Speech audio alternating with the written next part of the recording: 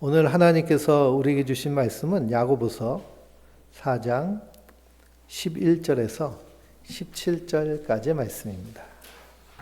야고보서 4장 11절에서 17절까지의 말씀. 우리 한 목소리로 같이 읽어볼까요? 형제들아, 서로 비방하지 말라. 형제를 비방하는 자나 형제를 판단하는 자는 곧 율법을 비방하고 율법을 판단하는 것이라. 내가 만일 율법을 판단하면 율법의 준행자가 아니요 재판관이로다. 입법자와 재판관은 오직 한 분이시니 능히 구원하시기도 하시며 멸하기도 하시느니라. 너는 누구기에 이웃을 판단하느냐? 들으라. 너희 중에 말하기를 오늘이나 내일이나 우리가 어떤 도시에 가서 거기서 1년을 머물며 장사하여 이익을 보리라 하는 자들아, 내일 일을 너희가 알지 못하는도다. 너희 생명이 무엇이냐? 너희는 잠깐 보이다가 없어지는 안개니라. 너희가 도리어 말하기를 주의 뜻이면 우리가 살기도 하고 이것이나 저것을 하리라 할 것이거늘, 이제도 너희가 헛하는 자랑을 하니 그러한 자랑은 다 악한 것이니라. 그러므로 사람이 선을 행할 줄 알고도 행하지 아니하면 죄니라. 아멘. 할렐루야. 하나님께서 주시는 은혜와 평강이 우리 성도님들 위해 충만하시기를 주님의 이름으로 축원드립니다. 오늘 말씀을 통해서 너는 누구기에, 오늘 야고보 사도가 너는 누구기에 이 말을 하죠. 이 말씀을 가지고 함께 은혜를 나누겠습니다. 우리 성도님들은 한 주간 동안 배고픔을 느끼며 사셨나요? 배고플 틈 없이 살다 보니 그 배고픔에 대한 불편함을 잊어버리고 너무 풍요롭게 살다 보니 그 풍요가 우리의 정신과 건강을 이렇게 위협하는 형태가 되어버렸습니다. 그래서 배고픔도 느끼고 의식적으로 불편하게 사셨나요? 핸드폰도 좀 꺼놓고 불편하게 사는 모습. 또 고요하게 사셨나요? 이런 삶의 태도들, 우리가 편안함의 습격 책을 읽으면서 보는 그 삶의 태도들은 성경에서 말하는 삶과 상당 부분 일맥상통합니다. 그래서 우리의 삶의 태도, 삶의 자세, 하나님께서 아브라함을 부르실 때 너는 고향 친척 아버지 집을 떠나라고 하시잖아요. 그 뭐냐? 세상이 말하는 세계관, 인생관, 가치관이 아니라 하나님이 말씀하시는 세계, 하나님이 말씀하시는 인생, 하나님 말씀하시는 가치를 가지고 살 것을 말씀하시는 거예요. 우리는 어렸을 때부터 이렇게 학습되어 오고 그것이 심지어는 세뇌와 암시되어 온 이러한 가치관들, 세계관, 인생관들이 하나님이 말씀하신 것으로 계속 바뀌어야 될 줄 믿습니다. 그래서 내 안에서 예수가 사시는 것, 나는 죽고 예수가 사는 것은 내가 어렸을 때부터 세워왔던 이 삶의 기초와 같은 세계관, 인생관, 가치관이 무너지고 성경에서 말씀하시는 그 가치관을 따라 사는 것이 바로 이 땅에서 사람답게 사는, 하나님이 창조하신 창조의 원뜻대로 사는, 그리고 생명의 풍성함과 충만함을 누리며 사는 풍성한 삶인 줄 믿습니다. 그래서 우리는 세상의 지혜를 따라 살아야 될까요? 안 그러면 하늘의 지혜를 따라 살아야 될까요? 하늘의 지혜를 따라 사는 자들이에요. 그러니 이것이 세상의 것인지 하늘의 것인지 하나님께 속한 것인지 세상에 속한 것인지 잘 분별하며 우리가 선택해야 될 줄 믿습니다. 하나님께서 우리 안에 성령님을 보내주셨어요. 그래서 우리 안에 누가 계세요? 성령님이 계세요. 하나님의 영, 그리스도의 영이신 성령님이 우리와 늘 함께 하시는 줄 믿습니다. 그 성령님은 우리를 사랑하세요. 그래서 말할 수 없는 탄식으로 우리를 위하여 친히 간구하시며 우리에게 지혜와 알아차림을 주셔서 이 땅을 하늘의 지혜를 가지고 살도록 인도해 주세요. 그런데 이 성령님 우리를 사랑하시는데 성경을 읽어보니까 어떻게까지 사랑하세요? 질투하시기까지 사랑하시는 거예요. 우리가 너무 세상만 좋아하고 세상만 바라보고 모든 인생의 촛불이 세상 외부로만 향해 있으면 성령님이 어떻게 하실까요? 질투하세요. 그러니 하나님은 우리를 질투하시기까지 사랑하신다는 사실을 잊지 마시기 바랍니다. 그래서 우리를 때로는 깨닫게 하시고 알아차리게 하셔서 하나님의 뜻으로 인도해 주세요. 근데 사도 바울은 성령을 소멸치 말라, 성령을 근심케 하지 말라라는 말씀을 기록했습니다. 그 말씀은 무슨 말씀일까요? 우리가 그것을 무시하고 그냥 세상이 말하는 것 따라서 그냥 세상 재미 보면서 살려고 몰두하다 보면 성령께서 근심하시고 우리에게 계속 사인을 주시는데 그것도 무시하면 성령께서 떠나신다는 것입니다. 그러니 질투하시기까지 우리를 사랑하시는 분이 내 안에 계시다. 그래서 나는 사랑받는 존재요, 그 사랑에 따라 사는 자들인 줄 믿습니다. 그래서 마귀를 대적하라고 말씀하시잖아요. 세상은 어떻게 해서든지 우리를 세상의 것으로 우리가 잡아넣으려고 사슬을 묶고 우리를 두렵게 하고 우리를 미혹하며 끌어당깁니다. 그러니 초대교회에는 물리적인 핍박이 있다면 현대사회의 우리 그리스도인들이 이 땅에서 살아갈 때는 무엇이냐 하면 엄청난 유혹과 미혹이 있습니다. 그래서 세상적이고 정욕적이고 마귀적인 것으로 우리를 자꾸만 끌어당겨요. 그때 우리가 이기는 힘은 어디에 있을까요? 하나님 말씀에 순종하는 거예요. 순복하는 거예요. 하나님 우리에게 뭐라고 말씀하셨을까요? 그래서 말씀을 우리 안에서 늘 기억하고 긍정 확언해야 됩니다. 하나님은 사랑이시다라고 하시잖아요. 그래서 내가 너희를 사랑한 것 같이 너희도 서로 사랑하여라. 항상 기뻐하라, 쉬지 말고 기도하라, 범사에 감사하라. 이는 그리스도 예수 안에서 너희를 향하신 하나님의 뜻이니라.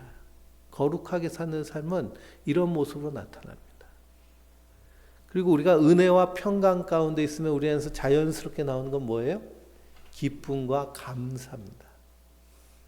그러니 한 해가 다 저물어가는 11월 달이 되고 찬바람이 불고 날씨가 기후변화 때문에요. 천천히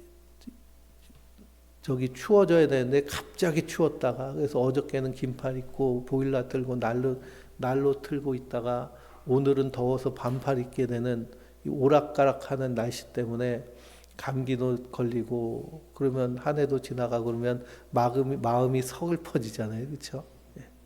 거기에 그냥 가만히 놔두면 어떻게 될까요? 그냥 그런 대로 밑으로 푹푹 처지고 깔아앉는 그런 마음이 됩니다. 그러니 우리가 하나님 말씀으로 늘 우리를 계속해서 끌어올려야 돼요. 강하고 담대하라고 하시잖아요. 두려워하지 말라고 하시잖아요. 두려워하지 말라는 말씀이 몇 번 나온다고요? 365번 나옵니다. 매일같이 우리는 두려워하는 자들이 아니라 강하고 담대하게 사는 자들이에요. 365번 진짜 안 나왔나 이렇게 궁금하시면 한번 성경을 창세기부터 쭉 읽으면서요. 1, 2, 3, 4 이렇게 적어보세요. 몇 번 나왔나. 그래서 틀리면 제가 맛있는 식사를 한 끼 대접하겠습니다. 이 성경은 두려워하지 말라고 하시잖아요. 강하고 담대하라.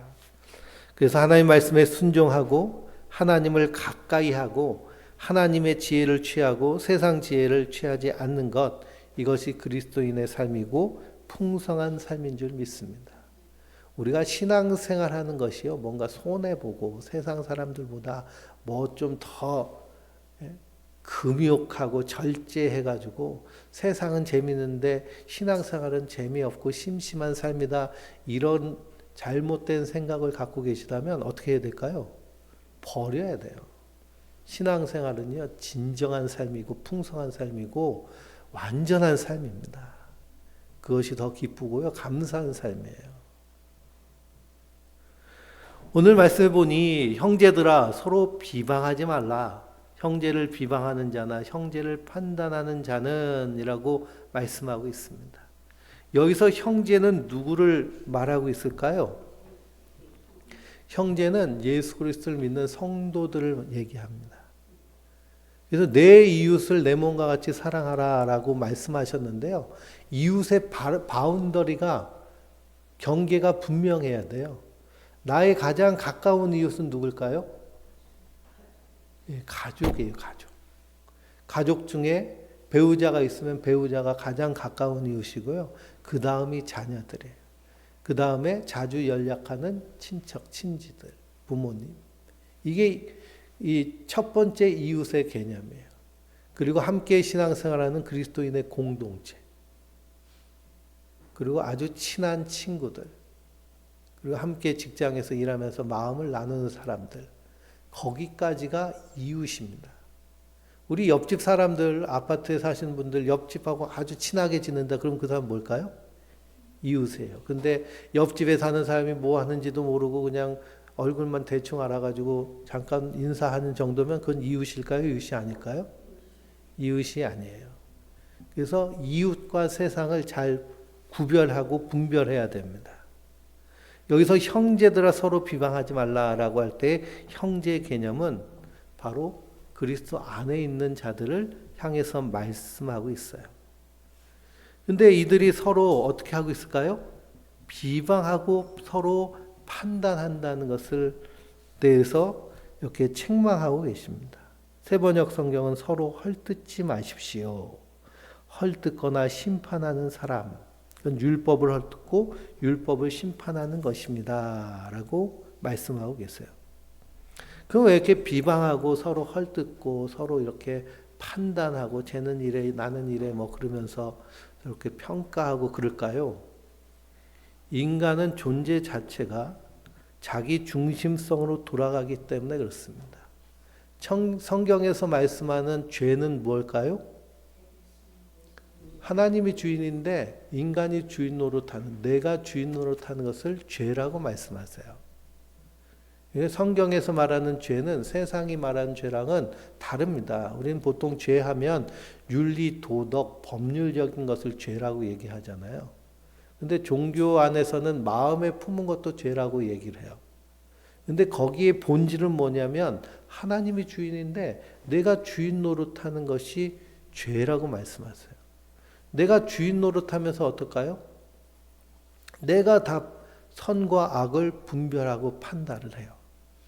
그래서 내가 운전하고 갈 때 횡단보도에 사람이 그냥 느질정 지나가고 있으면 뭐라고 그래요? 아, 왜 저렇게 거북이처럼 걸어? 근데 내가 또 횡단보도를 걷고 있는데 차가 막 싱하게 오면 뭐라고 그래요? 예, 그렇죠. 서로 욕합니다. 그러니까 자기가 서 있는 자리에 따라서 수시로 변해요. 모든 기준이 어디에 있을까요? 자기 중심인 거예요. 자기 중심. 그래서 이렇게 자기 중심성을 가지고 사는 것을 성경은 죄라고 얘기합니다. 왜 우리는 왜 이렇게 자기 중심성을 가지고 살게 되었을까요? 성경적으로 볼 땐 선악과를 따먹었기 때문에. 선악을 분별하시는 분은 누구신데요? 하나님이신데 그 선악과를 따먹고 죄인이 된 인간은 자기가 자꾸만 기준이 되려고 그래요. 그래서 자기에게 이득이 되는 사람은 좋은 사람, 자기에게 해가 되는 사람은 나쁜 사람. 개인에게만 그러나요? 국가적으로도 그렇죠. 국가적으로도. 그러니 어제의 적이 오늘의 친구가 되고요. 어제의 친구가 오늘의 적이 됩니다. 에이펙을 경주에서 개최해서 어저께 마무리됐는데요. 세계 2대 강대국이 다 모였잖아요. 미국하고 중국. 예전에는 미국은 친구, 중국은 적 이런 개념이었는데 지금은 미국이나 중국이나 다 뭐가 돼버렸어요? 예? 적 같으면서 친해야 되는 애매한 관계가 돼버렸습니다. 이게 다 이 세상이 죄로 가득 찬 세상은 자기 중심으로 돌아가. 왜 그렇게 해야 될까요? 그렇게 해야 우리가 생존하고 사니까. 그래서 자아, 나라는 존재는 한자어로 나아자는 자기 손에 뭐를 쥐고 있는 거예요? 창을 쥐고 있는 거예요. 손수면 창자가 이렇게 붙어 있는 게 자아의 한자의 뜻입니다. 나를 지키기 위해서 존재하는 것이 우리의 자아라는 거예요. 나를 지키려고 하다 보니까 내 주변을 다 뭘로 여겨요? 적으로 착각하는 경향이 있습니다. 그러다 보니까 받아들이고 수용하는 것이 되지 아니하고 늘 경계하고 그리고 적대시하는 거예요. 내 배우자나 내 자녀들까지도 자기의 아집이 강하게 있으면 적대하고 배격합니다. 수용이 안 돼요. 형제들아 서로 비방하지 말라 하는 말 가운데는 우리 그리스도인들은 하나님이 그리스도 안에서 우리를 어떻게 여겨주셨어요? 받아주셨어요. 그전에는 진노의 자녀였는데, 본질상 진노의 자녀였는데, 긍휼이 풍성하신 하나님이 그리스도의 십자가의 은혜로 우리를 하나님의 자녀로 받아주신 거예요. 수용해 주신 거예요. 그러니 우리는 하나님의 이 받아주심 안에 있는 자들이기 때문에 우리도 이 땅에서 어떤 자로 살아야 될까요? 수용하는 자로 살아야 돼요. 이 수용의 개념을 우리가 잘 알아야 될 필요가 있습니다. 수용하는 삶이 어떤 삶이냐 하면 한마디로 정리하면 완전한 항복의 삶이에요. 난 항복한 거예요. 항복했으니까 어떻게 할까요? 뭐가 오든지 다 받아들일 준비가 되었다라는 것을 의미해요. 그래서 단순히 어떤 상황을 좋아하거나 환영하는 데서 머무르지 않고 더 나아가서 이미 벌어진 사실에 대하여서 사실 자체와 싸우지 않는 것을 의미해요. 근데 우리는 자꾸만 어떻게 하려고 그래요? 뭔가 싸우려고 그래요. 싸우려고. 그러니까 자아가 강한 사람은요, 싸움이 잘 일어나요. 왜 싸울까요? 내 생각대로 되지 않고 넌 내 생각과 틀리기 때문에 싸운다는 겁니다. 그래서 인간은 끊임없이 저항이 일어나요. 그게 우리 자아의 본질입니다. 그러니까 나를 자연 상태 그대로 내버려 두면 그러면 어떤 존재가 될까요? 싸우는 존재가 돼요. 그리고 이 자아가 더 비대해지고 강해지면 그러면 우리 안에서 어떤 특징이 나냐면 완고한 특징이 나와요. 그래서 우리 안에 아집이 생기는데요. 이 아집이라는 것은 집착의 최고봉이에요. 자아가 강하면 강할수록 비대하면 비대할수록 계속 집착하게 돼요. 그래서 배우자에게도 집착하고 자녀에게도 집착하고 돈에 집착하고 또 어떤 세상 가치에 집착하고 하는 것이 결국에는 아집으로 나타납니다. 그러면 그 집착에 빠진 사람하고 대화를 해보면 대화가 통할까요? 안 통할까요? 통하지 않아요.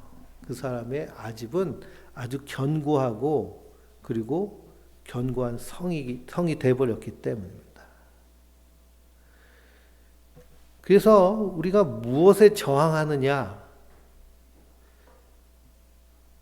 저항하는 것은 두 가지로 나타나는데요. 밀쳐내는 저항이 있고 끌어당기는 저항이 있어요. 그래서 밀쳐내는 것은 무엇이냐? 싫은 것을 거부하고 밀쳐내는 행위죠. 그래서 우리는 뭘 싫어할까요? 실패를 싫어하고 질병을 싫어하고 내 돈, 내 재화가 가치가 떨어지는 것을 싫어하고 그러니까 그런 것들을 밀쳐내죠. 끌어당기는 건 뭘까요? 내가 좋아하는 것은 내 인생으로 자꾸만 끌어다니려고 하는 밀고 당기는 일이 계속됩니다. 대부분 돈을 막 좀 많이 가지고 있으면 좋겠다 해서 그걸 끌어당기고 성공을 끌어당기고 타인에게 애정을 받는 것을 원해서 타인을 계속 끌어당기고 근데 이 밀쳐내든지 끌어당기든지 이 모든 것은 현재의 사실을 있는 그대로 받아들이지 못하는 저항에 해당이 돼요. 그러니까 존재 자체로 보지 못하고 자꾸만 대상으로 보게 됩니다. 그러다 보니까 이런 인생을 살면, 저항하는 인생을 살면 우리 안에서 생기는 것이 뭐냐면 고통이 생겨요. 그래서 인간의 고통은 이 아픔에다 저항이 더해져서 생깁니다. 그러니까 우리가 수용한다라는 것은 이 저항을 내려놓는 것을 의미해요. 저항을 내려놓으면 고통은 사라지고 아픔만 남게 됩니다. 그래서 우리가 인생을 배에 항해하는 데 비유하는데요. 배를 타고 항해를 하는데 때로는 풍랑이 불잖아요. 그러면은 파도가 막 치고 바람이 불어요. 그러면은 이 풍랑을 넘어서려면 어떻게 될까요? 파도랑 싸우고 바람이랑 싸워야 될까요? 파도랑 싸우고 바람이랑 싸우는 게 아니라 그걸 잘 타고 넘어가야 돼요. 그것을 간략한 예로 이제 윈드서핑, 파도 타기를 하는 사람들을 보면, 그럼 그 사람들은 뭘 기다려요? 파도를 기다려요. 그래서 그 파도를 어떻게 하려고 해요? 잘 그 파도의 결을 타서 타가지고 잘 넘어가려고 해요. 그러면 그 안에서 온갖 희열과 그리고 재미를 느끼게 되죠. 근데 이 수용성이 약한 사람들은 이 파도를 만나면 어떻게 하려고 그래요? 싸우려고 해요. 싸우려고. 바람이 부는데 그 바람 가지고 어떻게 해요? 바람 가지고 싸워요. 그러니까 이 수용의 개념이 약하면 나의 밖에 있는 모든 것들은 사실 뭘로 생각하면 될까요? 바람과 파도라고 생각하면 돼요. 우리가 서로 사람과 사람과의 관계에 있을지라도 상대방을 뭘로 보면 돼요? 파도로 보면 돼요. 바람으로 보면 돼요. 그러면 우리는 파도를 막 내가 좋아하는 모양으로 만들려고 막 노력하나요? 아니죠. 그냥 파도는 바람 부는 대로 불어오는 건데요. 근데 대부분의 사람들이 바람과 싸우고 파도랑 싸웁니다.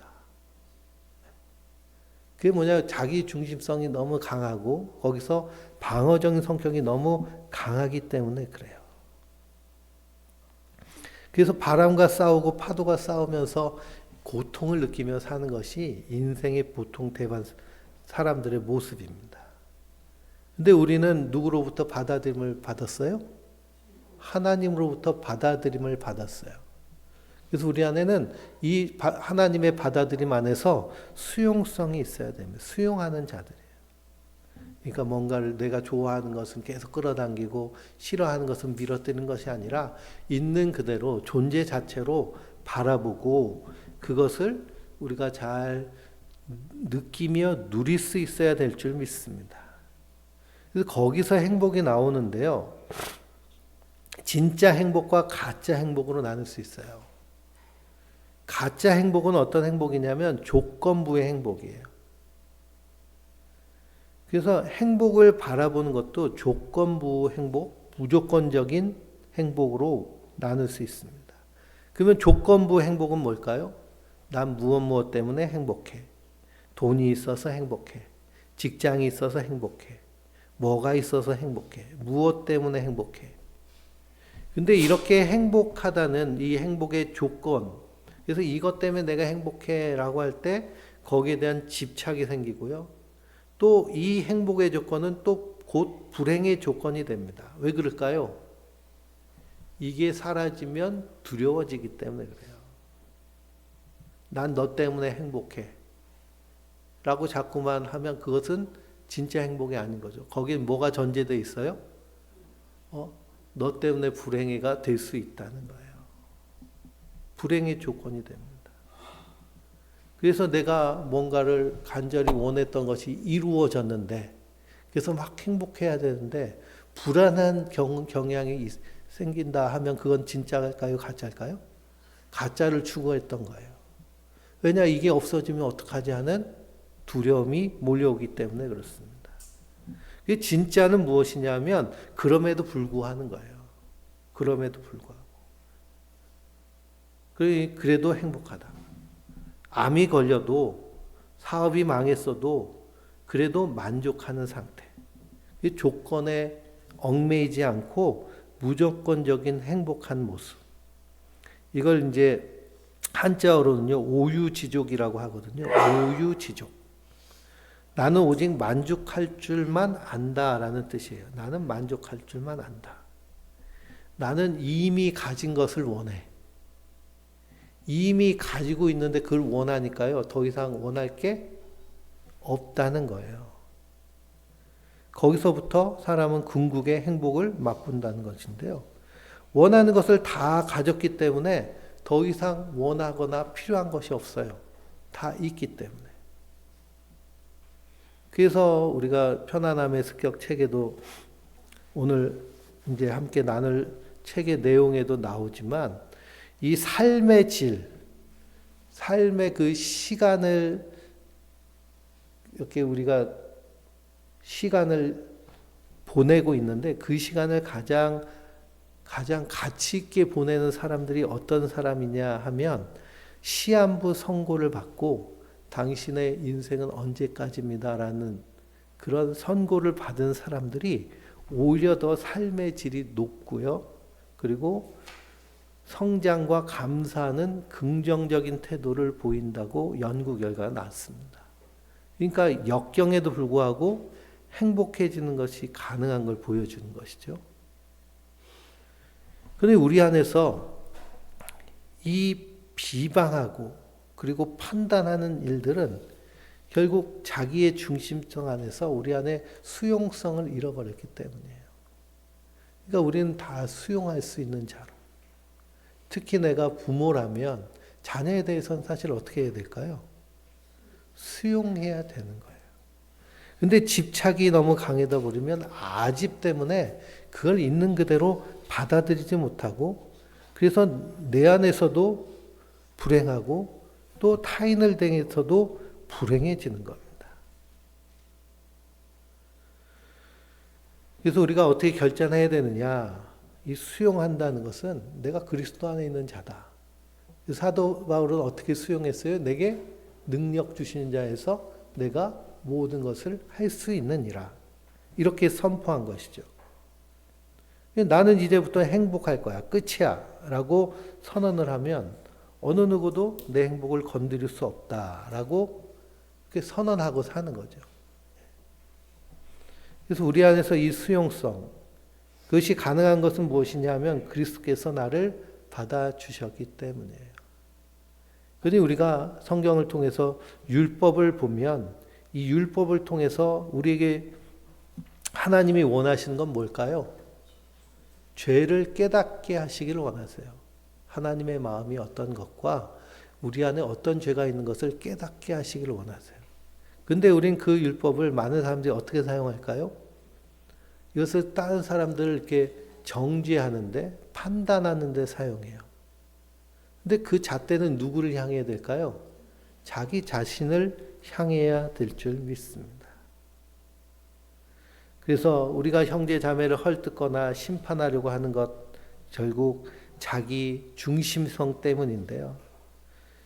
그러니 우리 안에서 하나님이 나를 수용해 주셨다, 받아주셨다 하는 그런 분명한 긍정 확언이 일어나야 되고, 그리고 수용성을 가지고 나를 지키려는 것이 아니라 나를 모든 것을 받아줄 수 있는 그런 풍성한 사람으로, 마음이 넓은 사람으로.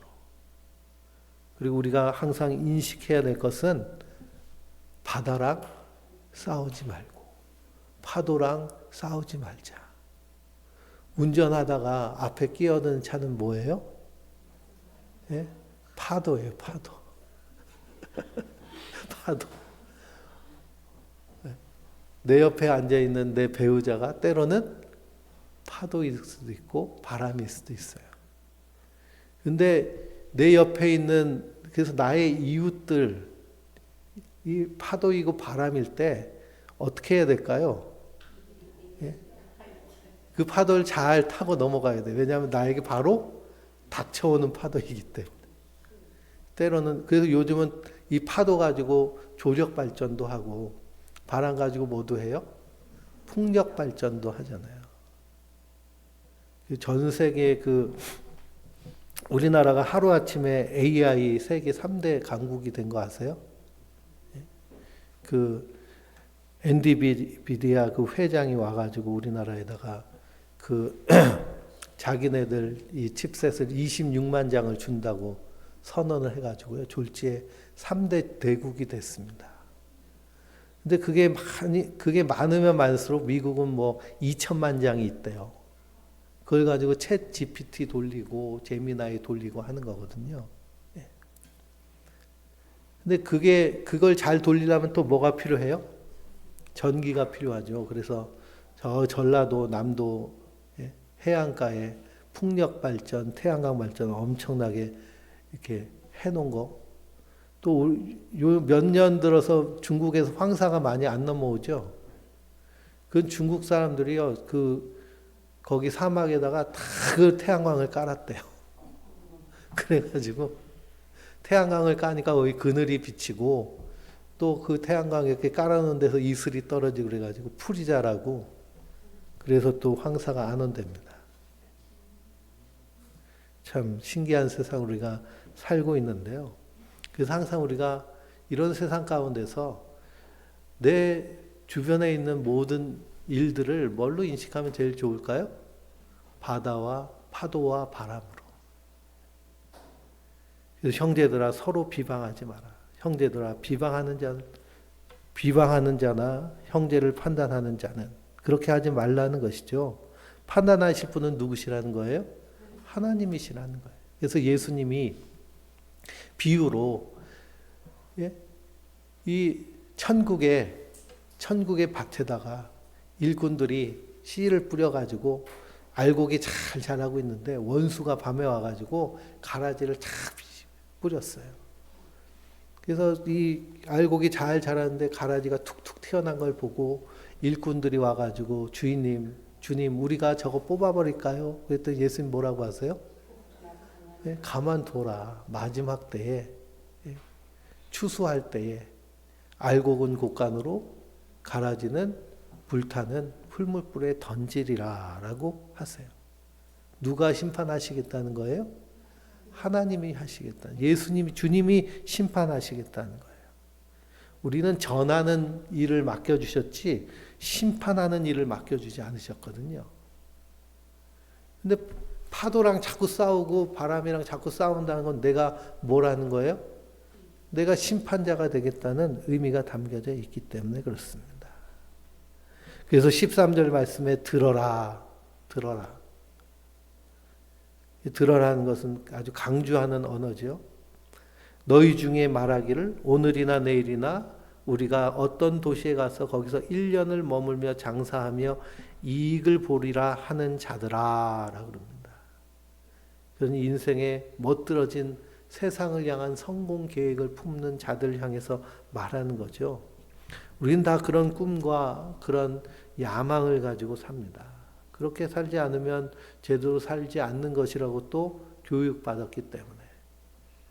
저 클라크 박사가 저 일본 삿포로에다가 대학을 세웠는데요. 삿포로 대학 거기 앞에 클라크 박사의 그 흉상이 있어요. 그리고 거기 이렇게 쫙 써 있는 단어가 있습니다. 클라크 박사가 뭐 하느냐. 그분은 잘 모르시겠지만 다 들어보셨을 거예요. Boys be ambitious. 그래서 소년아 야망을 가져라. 그러니 그 얘기 다 들어보셨잖아요. 그렇죠? 그렇다는 건 우리가 다 뭘 받고 있다는 거예요? 거기에 암시를 받고 살다는 거예요. 야망을 품어라. 인간이 한번 땅에 태어났으면 호랑이는 죽어서 가죽을 남기고 사람은 죽어서 이름을 남긴다고 이름을 좀 남겨야지. 근데 여기 뭐 이름 남기실 분은 안 계신 것 같아요. 그래서 이름을 남긴다고 그래가지고 의인으로 이름을 남긴 사람도 있지만 악인으로 이름을 남긴 사람도 있잖아요. 그래서 우리가 자녀들 이름 지을 때 그 완용이라고 이름 안 짓잖아요. 그렇죠? 저 독일에서는 히틀러라는 이름 안 쓰고요. 그런 암시 가운데 살기 때문에 성경은 뭐라느냐. 세상이 말하는 그 인생관, 그거랑 성경이 말하는 인생관은 전혀 다르다는 거예요. 14절에 내일 일을 너희가 알지 못하는도다. 너희 생명이 무엇이냐? 너희는 잠깐 보이다가 없어지는 안개니라 라고 합니다. 잠깐 보이다가 없어지는 안개가 우리 인생이라는 거예요. 그래서 이사야서를 읽어보면 너희는 인생을 의지하지 마라. 그 호흡은 코에 있나니 수에 칠 가치가 어디 있느뇨? 하나님은 사람의 수를 센다는 거예요? 안 센다는 거예요? 안 센다는 거예요. 잠깐 없다 사라지는데. 그 카일 세이건 교수가 쓴 코스모스라는 책 읽어보면요. 우주의 광대함에 대해서 쫙 설명을 합니다. 그러면 거기에 인간 중에 나라는 존재는 거기에 이렇게 어디 자리 잡을 만할 때가 있을까요? 사실은 거기 티도 안 나요. 없는 것과 마찬가지로.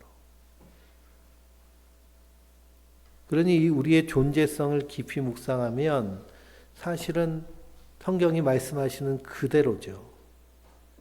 그래서 수에도 칠 것 없을 정도로 보잘것없는 존재.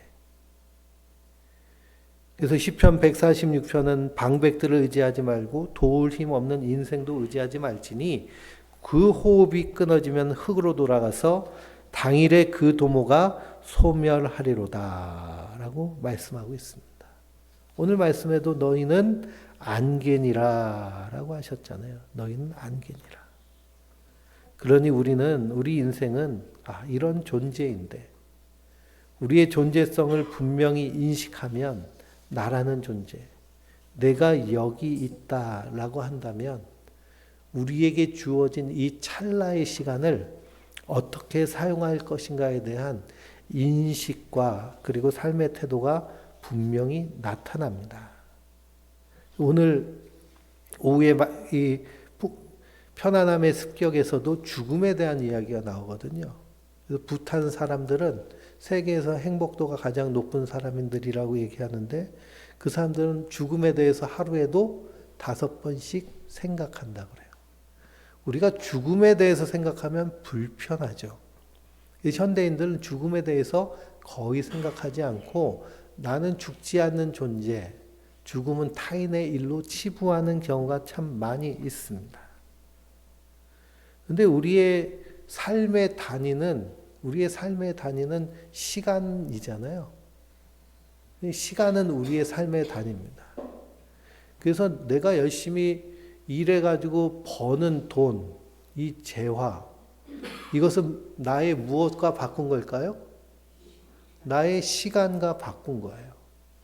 그래서 내가 나의 돈을 써서 무언가를 산다라고 할 때는 돈을 주고 샀다라는 개념보다는 뭘 주고 산 것으로 생각하면 더 좋을까요? 시간을 주고 산 거예요. 내 시간을 주고 이걸 산 거예요. 그러니까 우리가 이렇게 입고 있는 옷이라든지 타고 다니는 차라든지 다 우리 성도님들 주머니에서 구입한 거라면 이건 뭘 가지고 산 거예요? 내 시간을 가지고 산 거예요. 누군가 나에게 어떤 것을 선물했다라고 하면 그 선물은 누구의 시간이에요? 그 사람의 시간을 통해서 나에게 온 거예요. 그러면 우리가 어떤 물건을 산다거나 소비한다거나 내 삶을 생각할 때 가치감이 어떨까요? 완전히 다르죠. 내가 어떤 사람과 만난다라는 것은 뭘 사용하는 거예요? 나의 시간을 사용하는 거예요. 그래서 이제 심리학 책 중에 읽기 편한 책이 한 권 있는데 그 책 제목이 뭐냐 하면 너를 미워하는 시간에 나는 나를 사랑하기로 했다라는 책이 있습니다. 책 제목이 참 좋죠. 너를 미워할 시간에 나는 나를 사랑하기로 했다. 우린 그만큼 시간적인 단위에 이렇게 한정적인 존재로 서 있는 거예요. 성경은 우리에게 분명히 말씀하십니다. 너희는 안개야. 근데 우리가 시편을 읽어보면 안개와 같은 인생, 티끌과 같은 인생인데 하나님 앞에 선 인생은 어떨까요?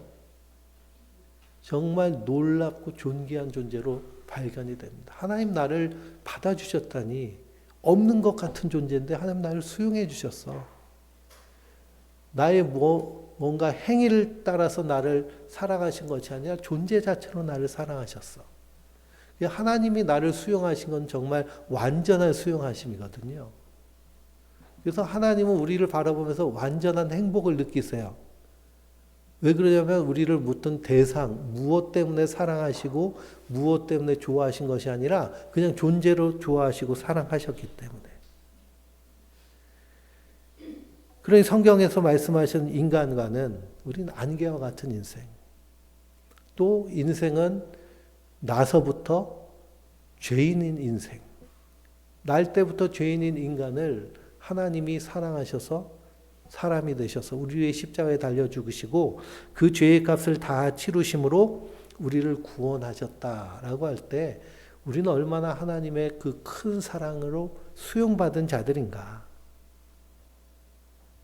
그러니 하나님 우리를 그렇게 받아주셨기에 우리의 삶의 태도는 분명합니다. 은혜와 평강을 누리며 우리도 수용하는 삶을 사는 거예요. 파도랑 싸우지 말고 바다랑 바람이랑 싸우지 말고 파도가 불면 부는 대로.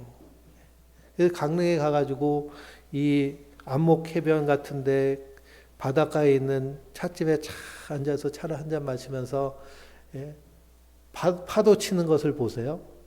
근데 그 파도 치는 파도 구경하려면 언제가 좋을까요?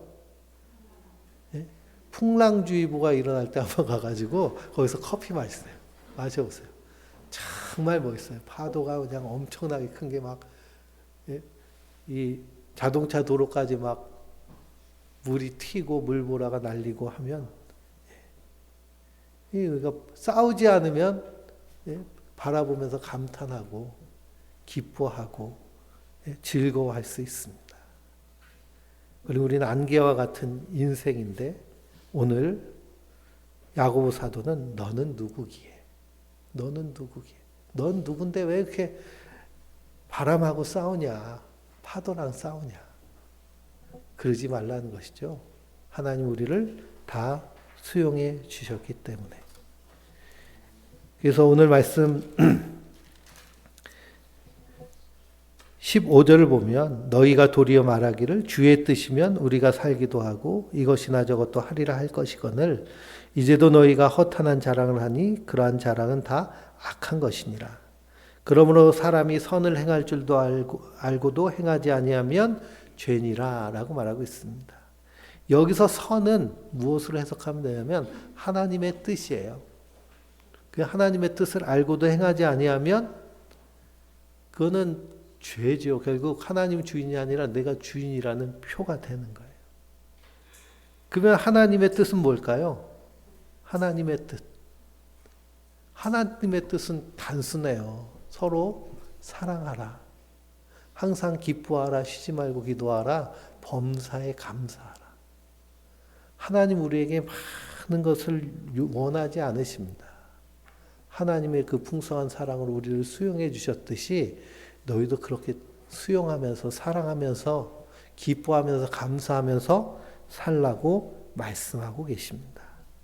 그래서 그 풍성한 삶, 우리가 이 땅을 살면서요 어렸을 때부터 배운 수많은 그런 교육들, 가르침 때문에 자아가 상당히 강합니다. 손에 다 뭘 들고 있어요? 창을 들고 있어요. 이걸 내려놓으면 죽는 줄 알아요. 근데 성경은 뭐라고 말씀하시느냐? 두려워하지 마라. 두려워하지 마라. 놀라지 마라. 내가 너와 함께한다. 내가 너를 지켜줄 테니 네가 널 지키려고 창 들고 아무나 찔러대지 말고 나의 지켜주심 안에서 안전히 거하라 라고 말씀하고 계십니다. 그래서 우리 결단의 찬송 아무것도 두려워 말라 이 찬양하시면서 두려워하는 자들이 아니라 말씀을 붙잡고 승리하는 우리 성도님들 되시길 주님의 이름으로 축원드립니다.